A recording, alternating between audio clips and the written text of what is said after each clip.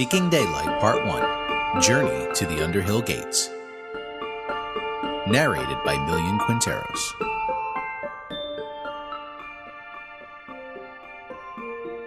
Chapter 9 Deals Made in the Dark. "I'm thirsty," Sophie said as she struggled to walk just one more step. She dragged the toes of her shoes against the dirt path with each stride, kicking up dust and leaving two alternating scuff marks on the ground as she walked. Lewis was plenty thirsty himself, and Owen had already been complaining about his rumbling stomach. The climb had taken its toll on all of them, but Lewis had made up his mind that he would keep his ailments to himself so as to not discourage the others any further. They had been climbing the same gradual incline, upward and toward the source of that dim green light for hours. The better part of a day it had felt to Lewis.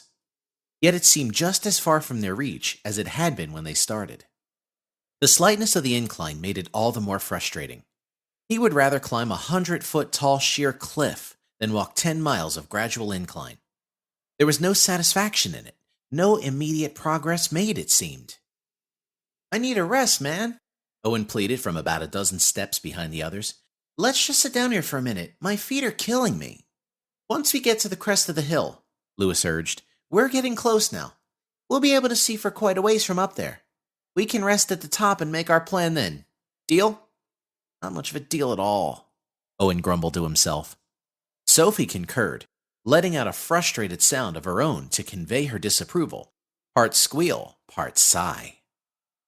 Truth be told, Lewis would have loved nothing more than to rest a while himself.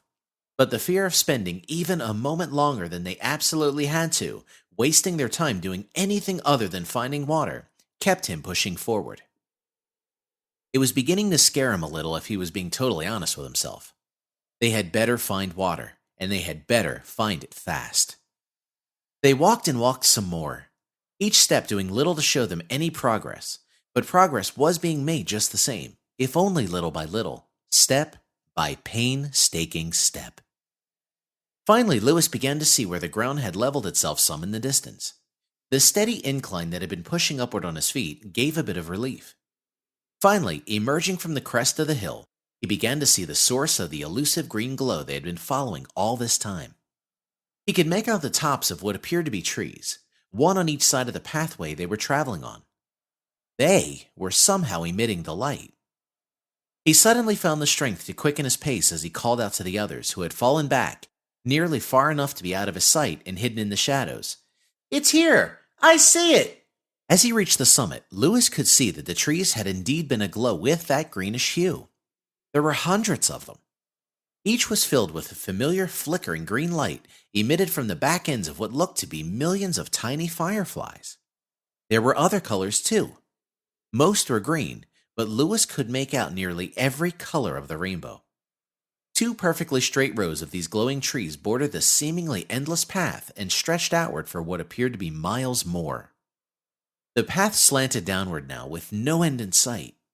Each of the trees was lit up with colors like tiny Christmas lights. It was all Lewis could do to hold his frustration back as he put his hands to his knees. Slumped and out of breath, he fought back the urge to scream. He was too dehydrated for there to be any water left in him for making tears. Soon the others had joined Lewis at the hill's crest.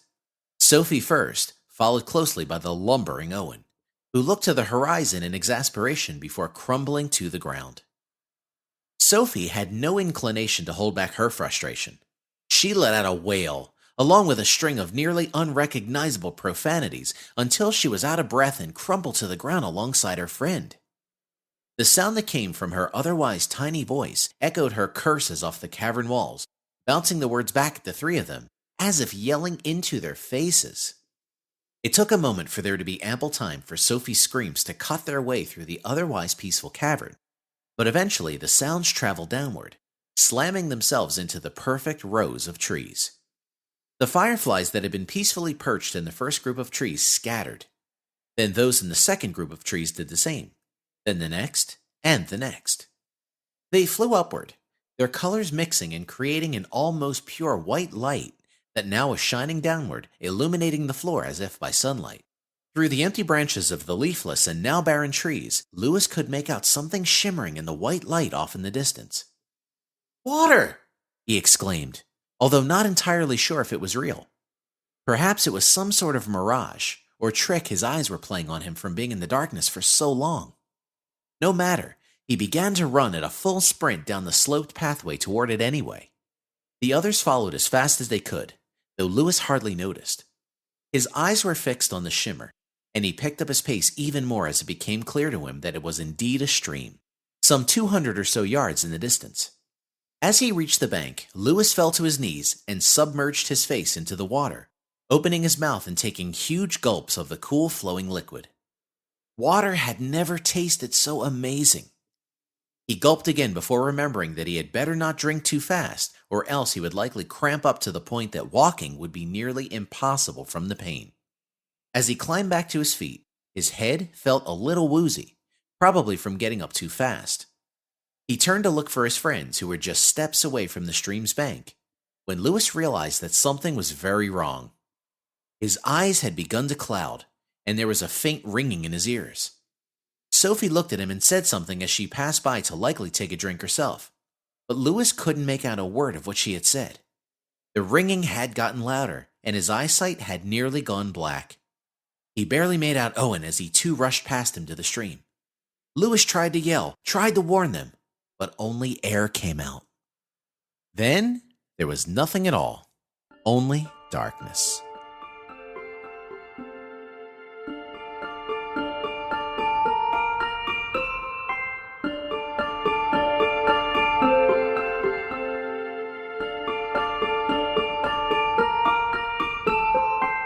Can't wait to find out what happens next?